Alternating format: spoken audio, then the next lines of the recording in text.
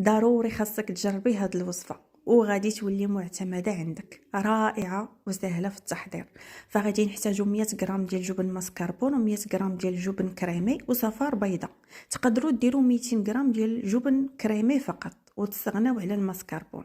المهم خلطتهم مع بعضياتهم خليتهم على جنب. وهنايا خديت واحد الباكيه ديال عجين الفيلو فيها 300 غرام، لويتها بهذا الشكل وقطعتها كيف ما واضح معايا في الفيديو. وخديت هنايا هاد القالب هذا ودهنته مزيان بالزبده، ووزعت نصف الكميه ديال العجين ديال الفيلو. وهنايا بديت كندهن بالزبده اللي دايبه. من بعد كنوزع الكريمه اللي وجدنا ديال الجبن مع صفار بيضاء.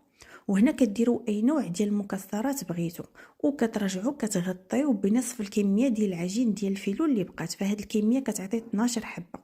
وكنرجعوا تاني من الفوق كندهنوا بالزبده اللي دايبه. فانا احتاجيت واحد 70 غرام ديال الزبده اللي دوبت صافي. وكندخلها للفران مشعله عليها الفوق لتحت، وكنخليهم حتى كيتحمروا. ملي كنخرجها من الفران وهي مازال سخونه كندير عليها العسل. فاحتاجيت واحد 200 غرام ديال العسل.